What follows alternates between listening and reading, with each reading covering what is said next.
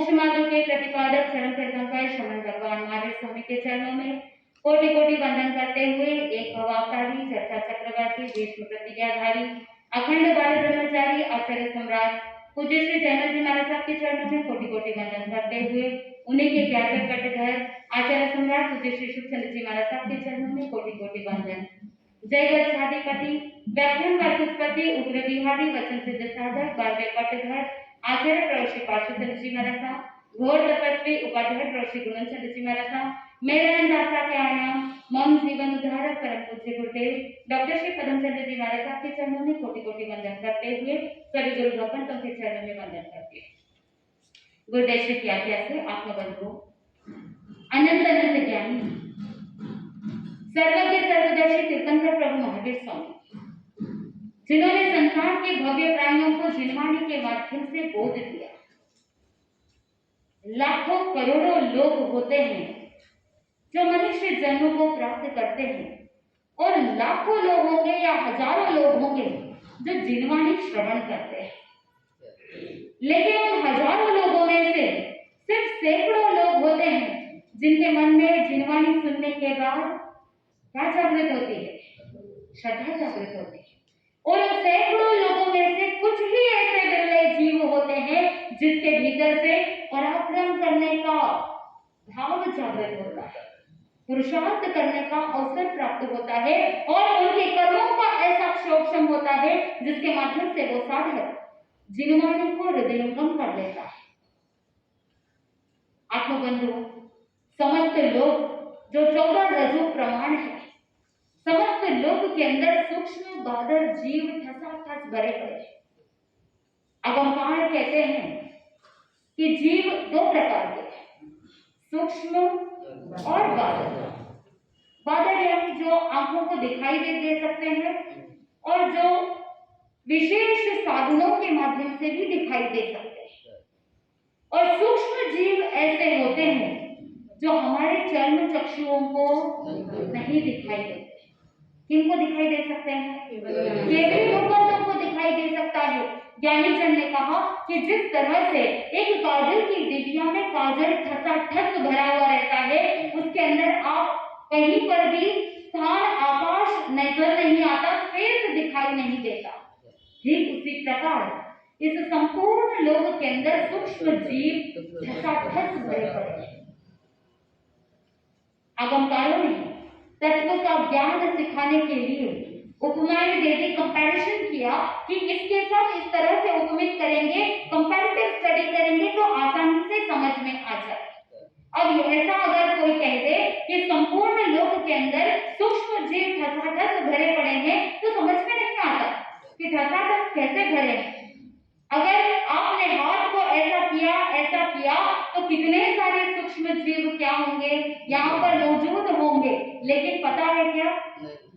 देखने के लिए दिखाई नहीं देता, इसलिए हमको पता नहीं। हमारे जब मन वचन काय योगों की चंचलता रहती है उस समय बहुत सारे सूक्ष्म जीवों का स्पर्श हो सकता है, लेकिन अगमकारों ने कह दिया कि सूक्ष्म जीव हर समय प्रतिपल जन्म मरण करते रहते हैं। किसी भी छद्मस्त व्यक्ति या किसी भी जीव का सूक्ष्म जीवों के जन्म मरण से कोई लेना देना नहीं होता है। इसलिए वहां पर आपको टेंशन लेने की जरूरत नहीं है कि आप अगर हाथ को यहाँ से यहाँ करेंगे तो क्या हो जाएगा। लेकिन जो बादल जीव होते हैं उन बादल जीवों की हिंसा तो हो सकती है। सूक्ष्म जीवों की भले ही नहीं हो रही हो या अपने आप हो रहा हो, लेकिन बादल जीवों के लिए हमें क्या करना चाहिए? यत्न रखने चाहिए। आत्मबंधु समस्त संसार के अंदर दूसरी अपेक्षा से दो प्रकार के जीव है, संसारी और सिद्ध। जो मुक्तालय को प्राप्त कर चुके हैं, जो अपने डेस्टिनेशन को प्राप्त कर चुके हैं, जिन्होंने 8 कर्मों को क्षय कर लिया, वो तो सिद्ध है। और बाकी जितने भी जीव हैं जिनके कर्म बाकी है वो सब कौन सी कैटेगरी में आएंगे? संसारी। आप और हम सभी संसार में रहते हैं और जितने भी जीव संसार में रहते हैं वो क्या कहलाते हैं? संसारी जीव कहलाते हैं। और आगमकारों ने तीसरी अपेक्षा से भगवान ने बताया कि जीव तीन प्रकार के, भवी, अभवी और जाति भवी जीव। आपने अब तक यही सुना है कि भवी जीव होते हैं और अभवी जीव होते हैं। तीसरी कैटेगरी के बारे में आपने नहीं सुना, जाति भवी जीव। ये क्या होता है? ज्ञानी जन ने बताया कि समस्त संसार के अंदर अभवी जीव बहुत है, लेकिन अभवी जीव से भी अनंत गुना सिद्ध है, जो नो भवी है नो अभवी है, भवी भी नहीं और अभवी भी नहीं, ऐसे सिद्ध अभवी से अनंत गुना है। और जो सिद्ध होते हैं उनसे भी अनंत गुना जीव संसार में भवी जीव होते हैं। आपको पता है कि भवी जीव जो भी है, भवी जीव कहाँ जा सकते हैं? अभवी जा सकता है क्या? अभवी नहीं जा सकता। आगमकारों ने कहा कि अभवी जीव जो होते हैं वो बांझ स्त्री के समान होते हैं। बांझ स्त्री को पति का सहयोग तो मिलता है, लेकिन संतान उत्पन्न करने की क्षमता नहीं है, उसके अंदर कैपेसिटी नहीं कि वो पुत्र को जन्म दे। ठीक उसी प्रकार अभवी जीव को भी सुदेव सुगुरु सुधर्म का सहयोग मिलता है, गुरुवाणी सुनने को मिलता है, लेकिन अंदर से आत्मा का सामर्थ्य, मोक्ष जाने का सामर्थ्य नहीं। इसीलिए वो अभवी जीव गौतम स्वामी के जैसे उत्कृष्ट क्रिया करते हैं, फिर भी मोक्ष में नहीं जा सकते। आत्मबंधु ज्ञानी जन ने बताया कि जो अभवी जीव होते हैं वो सामायिक चारित्र और छेदोपस्थापनीय चारित्र, द्रव्य रूप से चारित्र का पालन कर सकते हैं, लेकिन भाव न श्रावक के व्रतों में रह सकता है, न साधु के महाव्रतों में रह सकता है, न ही कोई त्याग व्रत प्रत्याख्यान उत्कृष्ट भावों के साथ वो साधन कर सकता है। जो अभवी जीव होता है वो मात्र द्रव्य से पचपान ग्रहण कर लेगा, द्रव्य से संयम अंगीकार कर लेगा, दीक्षा ले लेगा और गौतम स्वामी के जैसी उत्कृष्ट करनी भी कर लेगा। और ज्ञानी जन ने यहाँ तक भी बताया कि जो अभवी जीव होता है वो जगन्य ज्ञान कितना प्राप्त कर सकता है? अष्ट प्रवचन माता कान समिति तीन गुप्ती का ज्ञान कर सकता है और उत्कृष्ट नौ पूर्वों के तीन आचार वस्तु तक का ज्ञान प्राप्त कर सकता है। लेकिन वो ज्ञान भी ज्ञान की श्रेणी में, सम्यक ज्ञान की श्रेणी में नहीं आता। क्यों नहीं आता? मैंने आपको पहले से भी बताया कि जब तक सम्यक दर्शन नहीं होता तब तक वो ज्ञान सम्यक ज्ञान नहीं कहलाता है। एक तरफ है इंफॉर्मेशन और दूसरी तरफ है नॉलेज। आज की तारीख में कंप्यूटर के जमाने में इंफॉर्मेशन की कोई कमी नहीं है। कमी है क्या? आप अगर गूगल में जाकर के जैनिज्म डालेंगे तो बहुत सारा इंफॉर्मेशन मिलेगी, मिलियंस और मिलियंस, लाखों करोड़ों किताबें मिल जाएगी, आपके पास इंफॉर्मेशन मिल जाएगा, लेकिन सम्यक ज्ञान मिलेगा क्या? नहीं मिलेगा। सम्यक ज्ञान कब होगा? जब सम्यक दर्शन होगा। इसीलिए ज्ञानी जन ने बताया कि ये जो अभवी जीव होते हैं वो पहले गुणस्थान के अंदर ही रहते हैं, उसी के अंदर डूबे हुए रहते हैं। पहला गुणस्थान मिथ्यात्व का छूटता नहीं, अनादिकाल से मिथ्यात्व के अंधकार के अंदर रहे हुए। और ज्ञानी जन ने बताया कि अभवी जीवों को बहुत सारी चीजें उपलब्ध नहीं होती। जैसे 63 श्लाघनीय पुरुष होते हैं, तो अभवी जीव कभी 63 श्लाघनीय पुरुष नहीं हो सकते, तीर्थंकर नहीं बन सकते, चक्रवर्ती नहीं बन सकते, वासुदेव प्रति वासुदेव बलदेव नहीं बन सकते, चरण शरीर भी नहीं हो सकते। अभवी जीव जो होता है वो तीर्थंकर भगवतों के मुखारविंद से दीक्षा ग्रहण नहीं कर सकते। तीर्थंकर के हाथ से वर्षीदान जो भगवान देते हैं संयम लेने से पहले, उसका भागीदार भी अभवी जीव नहीं हो सकता।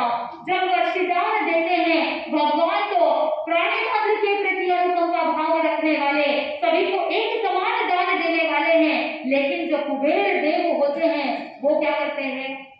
नियंत्रित करते हैं कि ऐसे उत्तम पात्र जो होते हैं उनको ही तीर्थंकर के हाथ से दान प्राप्त होता है। अभवी जीव को तीर्थंकर के हाथ से दान नहीं मिलता, उनके मुखारविंद से दीक्षा ग्रहण नहीं कर सकते। अभवी जीव केवल भगवतों के मुखारविंद से भी दीक्षा नहीं ले सकते। अभवी जीव जो होता है उसको बहुत सारी चीजें उपलब्ध इसलिए नहीं होती क्योंकि उनके अंदर वो पात्रता नहीं है। चाहे कितनी भी कोशिश कर लो लेकिन फिर भी मात्र द्रव्य रूप से हो सकता है, भाव उनके नहीं बन सकते। ठीक उसी प्रकार अभवी जीव अनादि काल से मिथ्यात्व के अंधकार के अंदर ही रहे हुए हैं। तो दूसरे प्रकार के जीव होते हैं जाति भवी जीव। जाति भवी जीव के अंदर वो भवी जीव होते हैं लेकिन अनादि काल से निगोध के अंदर ही पड़े हैं। ऐसे भवी जीव जिनको मोक्ष के अंदर जाने का सामर्थ्य है, क्षमता है, मोक्ष में जा सकते हैं, लेकिन गुरु का सहयोग मिलता ही नहीं, निगोध से बाहर निकलने का चांस भी नहीं मिलता।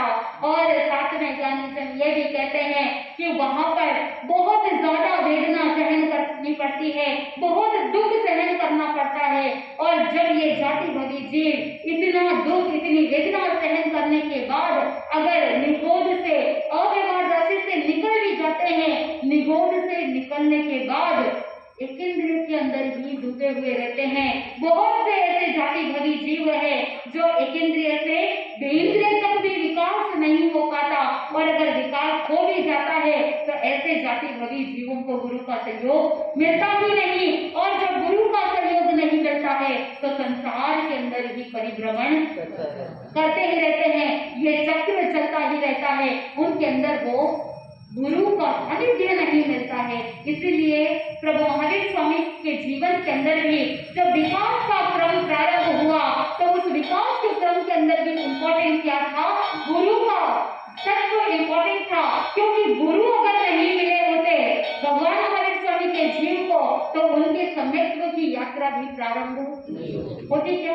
नहीं होती। तीसरे प्रकार के जीव होते हैं भवी जीव। ये जो जाति भवी जीव होते हैं वो जाति भवी जीव विधवा स्त्री के समान है कि जहां पर पति का सहयोग नहीं मिलता।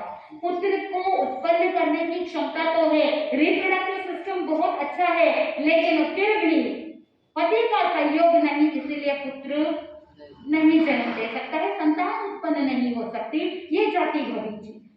तीसरे प्रकार के जो जीव होते हैं वो भवी जीव होते हैं, वो सधवा स्त्री के समान होते हैं। सधवा स्त्री वो होती है जिसको पति का सहयोग भी मिलता है और पुत्र को उत्पन्न करने की, संतान को जन्म देने की स्वयं की क्षमता भी है। इसीलिए यथा समय पति का सहयोग मिलने पर वो पुत्र को जन्म भी दे देती है। ठीक उसी प्रकार भवी जीव भी उस सधवा स्त्री के समान है जिनको गुरु का सहयोग भी मिलता है, जिनवाणी सुनने को भी चांस मिलता है, और साथ में अपनी आत्मा का भी सामर्थ्य है कि वो मोक्ष में जा सकते हैं। जब पात्र के अंदर पात्रता होती है तभी उस पात्रता के कारण से भीतर की कैपेसिटी जागृत हो जाती है। आत्मबंधुओं, इस तरह से संसार के अंदर तीन प्रकार के जीव होते हैं, जाति भवी जीव और अभवी जीव। आत्मबंधु, अनादिकाल से ये जीवात्मा बंधन के अंदर बंधा हुआ है। एक तरफ जब गुरु भगवंत आपको कहते हैं कि क्या व्रत प्रत्याख्यान कर लो, चातुर्मास आया है, चातुर्मास प्रारंभ हो चुका है, कुछ ना कुछ छोटे मोटे त्याग व्रत प्रत्याख्यान कर लो, तो बहुत से ऐसे जो नेगेटिव वाले होते हैं उनके मन की मेंटालिटी होती है कि मैं वैसे ही पालन कर लूंगा, लेकिन अगर 55 ले लूंगा तो क्या हो जाएगा? अरे बोल तो दीजिए। नेगेटिव भ्रांतियां लेकर के बैठे हैं। आपको लगता है कि जो 55 ले लिया है वो 55 लेने के बाद अगर थोड़ी सी भी स्खलना हो गई, बढ़ती हो गई, टूट गए तो क्या हो जाएगा? 55 लेने से पाप ज्यादा लगता है या 55 नहीं लेने से पाप ज्यादा लगता है, या 55 लेके तोड़ने से पाप ज्यादा लगता है? क्या है? प्रत्याख्यान ग्रहण करने के बाद अगर टूट जाए तो बोल तो दीजिए। आपने नेगेटिव साइकोलॉजी पाल रखी है तो आप ही बोल दीजिए, क्या होता है? क्या होता है? पान लेने के बाद अगर टूट जाए तो ज्यादा पाप लगता है। ये आपकी भ्रांति है। भगवान ने बताया कि अव्रती जो होता है वो पाप है। अगर आप व्रत प्रत्याख्यान में आ गए हैं लेकिन कभी प्रमाद के कारण से, कभी आलस्यता के कारण से और कभी लापरवाही के कारण से या कभी इंद्रियों के विषयों के अंदर वशीभूत होने के कारण से कभी कोई पहचान टूट जाए तो वहां पर जो ज्ञानी व्यक्ति होगा वो मन के अंदर पश्चाताप की भावना रखेगा कि देखो जाने अनजाने की लाचारी मजबूरी में ये पहचान क्या हो गए, टूट गए, मेरे इंद्रियों पर मेरा कंट्रोल नहीं रहा इसीलिए पचवान टूट गए। वहां पर मन में पश्चाताप होगा, मन में प्रायश्चित देने की भावना होगी और वो साधक आगे बढ़ जाएगा। लेकिन अगर आप ये भय रख करके कि व्रत प्रत्याख्यान लेकर के टूट जाएंगे तो ज्यादा पाप लगेगा, तो और व्रत में नहीं आए तो और ज्यादा पाप लगता है, क्योंकि ज्ञानी जन ने बताया अज्ञानता ही महापाप है। Ignorance is evil। तो ये जो अज्ञानता है उस अज्ञानता को दूर करना है। और साथ में दूसरी एक और साइकोलॉजी आप अपने मन के अंदर पाते हैं कि पचकान लेते हैं तो हम बंधन में आ जाते हैं। थोड़ा सा आप अपनी अंतरात्मा को पूछिए कि पचकान लेने से बंधन में आते हैं या बंधन से मुक्त होते हैं। अभी यहाँ पर बैठे हैं, आप बोल रहे हैं बंधन से मुक्त हो जाते हैं, प्रवचन के पश्चात आपको क्या करना है, क्या करना है, मर्यादा में आना है। 5 महीने का चातुर्मास है, जो भी ज्ञान प्रत्याख्यान ग्रहण करना चाहते हैं इन 5 महीनों में, क्योंकि जब बिजनेस का सीजन होता है तो आप क्या करते हैं, बहुत अलर्ट और एक्टिव रहते हैं और बिजनेस के अंदर पूरा फोकस करते हुए अपनी जी जान लगा देते हैं। ठीक वैसे ही अभी क्या सीजन है, चातुर्मास का सीजन है। चातुर्मास यानी धर्म आराधना करने का सीजन, साधना करने का सीजन है और इसी सीजन के अंदर आपको ज्यादा से ज्यादा अलर्ट रहना है, एक्टिव रहना है और मर्यादित जीवन जीने के लिए तत्पर बनना है। तो इसीलिए ज्ञानी जन ने कहा अनादिकाल से ये जीवात्मा बंधन के अंदर बंधा हुआ है। और सबसे पहले इंपॉर्टेंट बात यह है कि आपको जानना है कि बंधन क्या है और बंधन से अगर छुटकारा प्राप्त करना चाहते हैं तो वो बंधन के छुटकारे का उपाय क्या है, ये जानना बहुत जरूरी है। जब साधक जान लेगा कि बंधन क्या है, बंधन से छुटकारा प्राप्त करने का उपाय क्या है, तभी वो साधक बंधनों से मुक्त हो सकता है। एक हाथी जो बहुत बलवान है, हाथी के अंदर इतना बल है कि वो जंगल के जंगल को उठा करके उखाड़ करके क्या कर सकता है, उजाड़ सकता है। लेकिन फिर भी अगर उसके पैर लोहे की जंजीरों से बांध दिया जाए, उसके अंदर इतना सामर्थ्य है कि उस बंधन से वो मुक्त हो सकता है, उन जंजीरों को हटा सकता है, तोड़ सकता है। लेकिन फिर भी तोड़ता है क्या, क्यों नहीं तोड़ता है?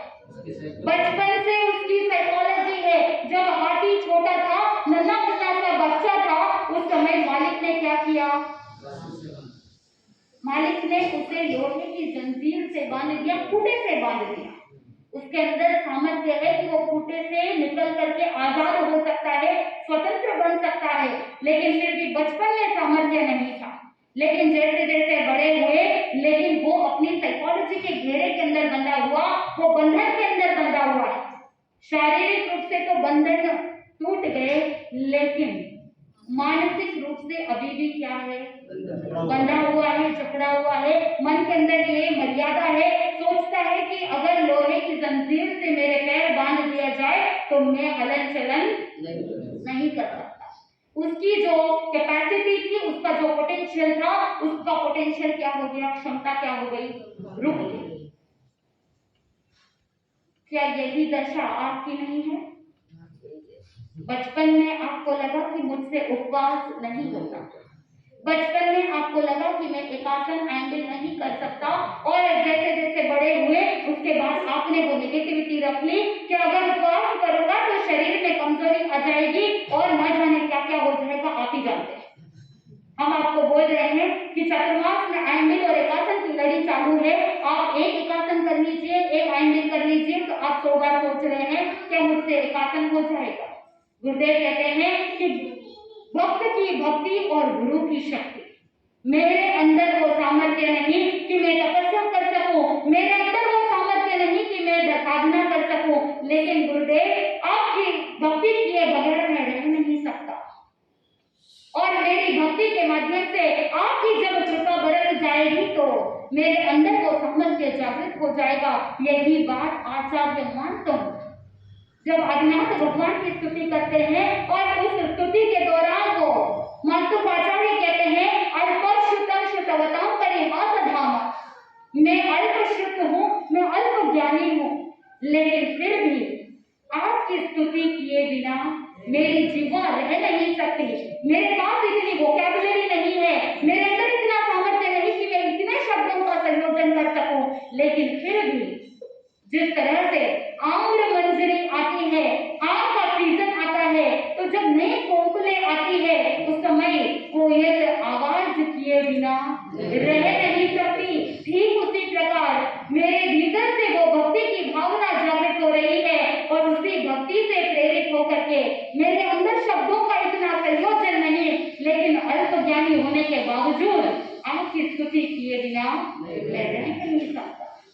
ऐसी भक्ति की उत्कृष्ट पराकाष्ठा तक जब आचार्य मंत्र पहुंच जाते हैं तो उनके जो 48 ताले और 48 कोठरी के अंदर जब उनको बंधन में बांधा हुआ था वो सारे बंधन क्या हो गए, टूट गए। और वही अगर आप गुरु के प्रति भक्ति भावना रखेंगे तो क्या आपके जीवन के अंदर जो विकल्प का बंधन है क्या वो बंधन टूटेगा नहीं? टूटेंगे, जरूर टूटेंगे, लेकिन चाहिए क्या? श्रद्धा चाहिए, भक्ति चाहिए, भावना चाहिए। और जब भक्ति भावना से जब आप ओतप्रोत हो जाएंगे तो सम्यक्त्व का प्रकाश भीतर से जागृत हो जाएगा। आत्मबंधु तत्वार्थ सूत्र के पहले अध्ययन के पहले सूत्र में कहा सम्यक दर्शन ज्ञान चारित्राणी मोक्ष मार्ग। भगवान ने बताया, आचार्य उमा स्वाति ने सूत्र में गुप्त दिया कि सम्यक दर्शन, सम्यक ज्ञान और सम्यक चारित्र मोक्ष मार्ग है। और दिगंबर परंपरा के अंदर सम्यक तप को सम्यक चारित्र के अंदर ही समावेश करते हैं।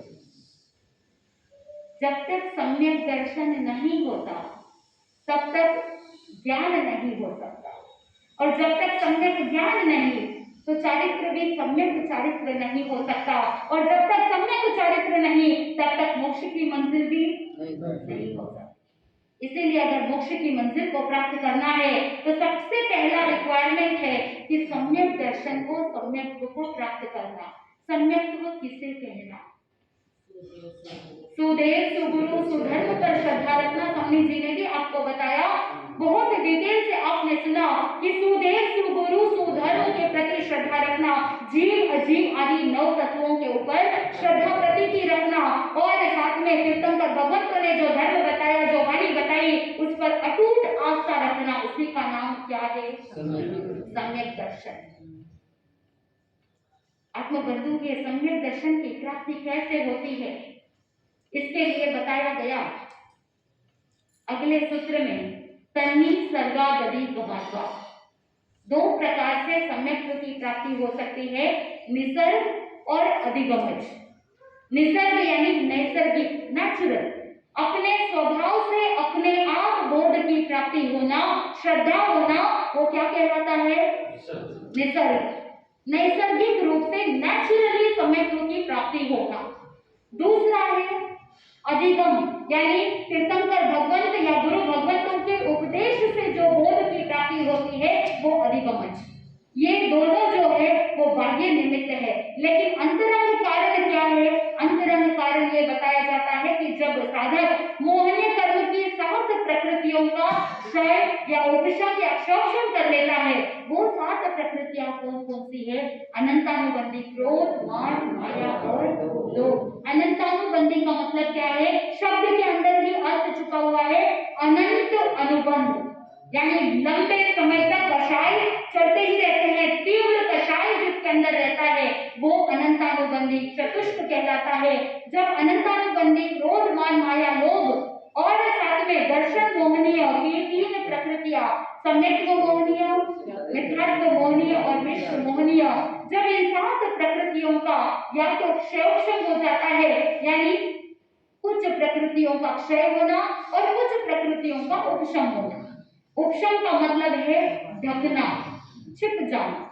जैसे कोयला जलाते, कोयला जब जलता है, जलते जलते ऊपर एक राख की लेयर आ जाती है, और जब राख की लेयर आती है तो आपको लगता है कि कोयला नहीं जल रहा है, लेकिन अंदर अग्नि सुलगती रहती है। लेकिन अभी क्या है, अग्नि ढकी हुई है। और जैसे ही हवा का झोंका आता है, वो पाइप से आप जो फूंक मारते हैं, हवा लगती है, तो जैसे ही राख की लेयर हट जाती है तो तुरंत क्या होगा, पुनः अग्नि प्रज्वलित होगी।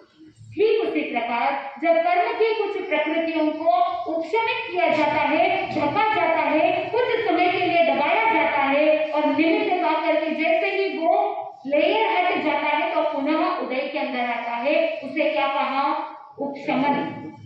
तो कुछ प्रकृतियों का क्षय होना और कुछ प्रकृतियों का उपशम होना, जब क्षय और उपशम का मिक्सचर होता है उसे क्या कहा, क्षयोपशम। और जब प्रकृतियों का क्षयोपशम होता है तो उस संयंत्र को कहते हैं क्षयोपशम संयंत्र। और जब सातों प्रकृतियों का क्षय होता है तो उस संयंत्र को कहते हैं क्षायिक संयंत्र। और जिस समय सातों प्रकृतियों का उपशमन होता है तो उस संयंत्र को कहते हैं उपशम संकेत। जब भी साधक अंतरंग कारण को प्राप्त करता है, यानी सात प्रकृतियों का क्षय उपशम या क्षयोपशम होता है, उसके बाद जाति स्मरण ज्ञान होने के माध्यम से बोध को प्राप्त करता है, या इन सात अंतरंग कारणों को प्राप्त करने के बाद तीर्थंकर या गुरु भगवंतों का उपदेश सुनता है, तो भीतर से सम्यक्त्व की प्राप्ति हो जाती है। और जो सम्यक दर्शन को प्राप्त कर लेता है वो भीतर से जागृत हो जाता है, सुख में हर्षित नहीं होता, दुख में उदास नहीं होता, हमेशा सदा के लिए आनंदमय जीवन जीने वाला, न अहंकार में जीता है, कोई अहंकार नहीं, कोई घमंड नहीं, और पाप भीरु होता है, पाप से डरता है, बाकी किसी से डरने की जरूरत नहीं होती। स्वभाव से भीतर से विनय भाव, करुणा भाव जागृत हो जाता है, और अंदर से ही अंतर में ऐसी भावना जागृत होती है कि मेरी आत्मा का कल्याण करने के लिए समय प्राप्त हो गया है। उस जीव को पता चल जाता है अब समय आ चुका है कि मेरी आत्मा का क्या हो, कल्याण हो।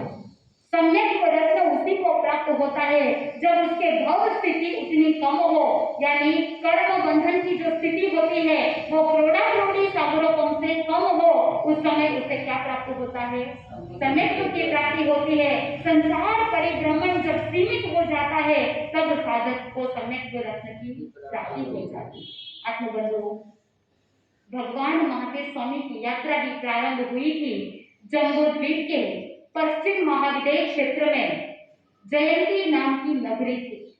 महाविप्र नाम का विजय, और उस महाविप्र विजय के अंदर जयंती नगरी, उस जयंती नगरी में नैसार एक गृहस्थ था, सदगृहस्थ था, स्वभाव से भद्र, हृदय से सरल, पाप भीरु, और मन में बहुत सरलता और करुणा की भावना।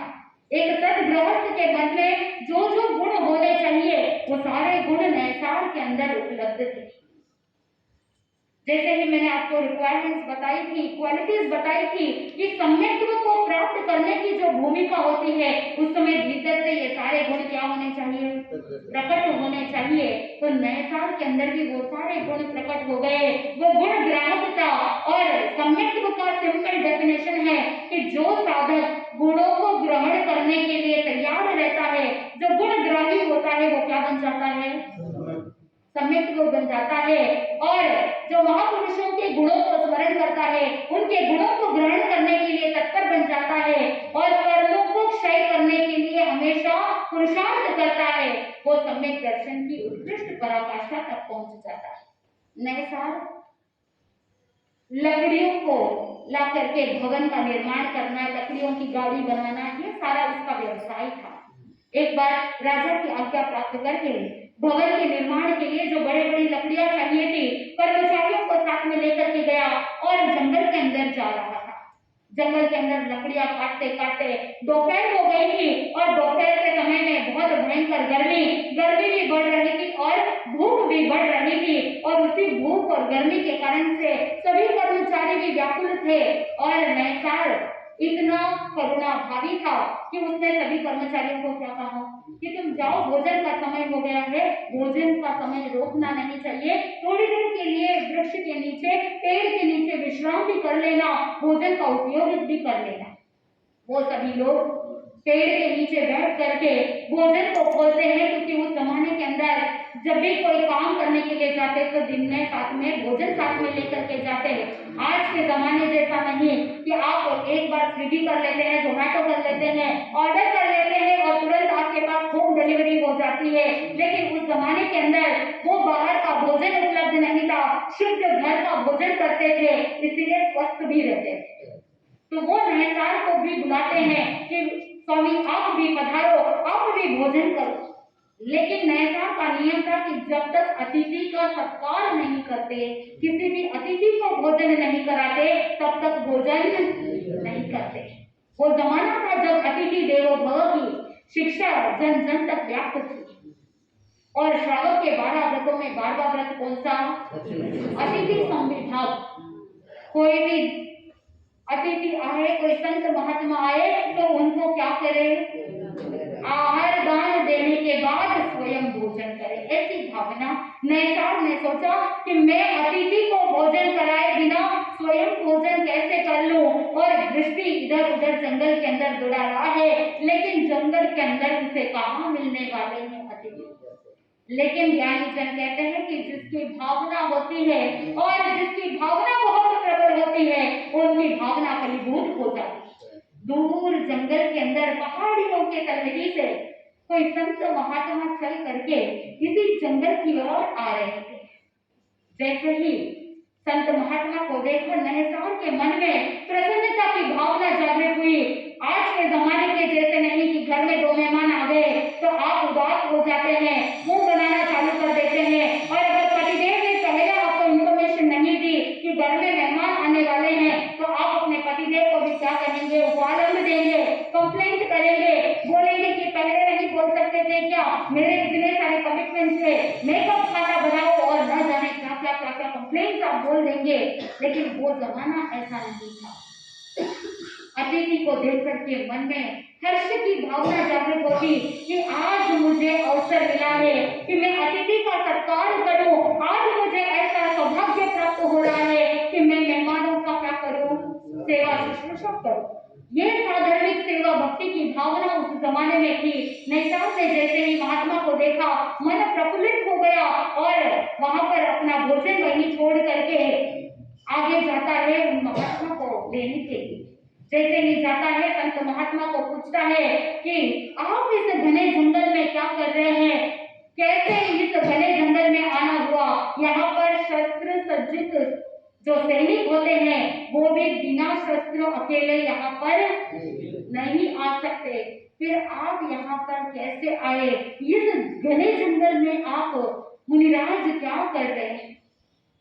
वो मुनिराज क्या उत्तर देते हैं और कैसे नैसार को सम्यक रत्न की प्राप्ति होती है, कैसे वो अपनी आत्मा के अंदर महावीरत्व के बीज बोए जाते हैं, कैसे भीतर से सम्यक्त्व का प्रकटीकरण होता है। आज तो घड़ी के अंदर समय हो रहा है, कैसे नैसार के भाव में भगवान महावीर स्वामी के जीव ने सम्यक्त्व बोधि बीज को प्राप्त किया, कैसे उस भूमि के अंदर बीजारोपण हुआ।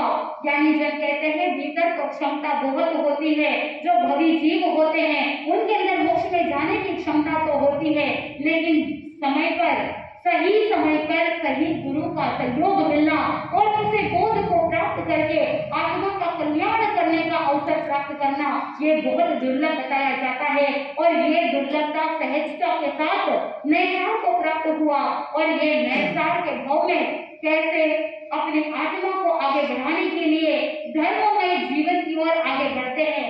जैसे जैसे आप सुनेंगे आनंद की प्राप्ति होगी। इसी मंगल भावना के साथ आनंद ही आनंद बोले श्री जैन धर्म की।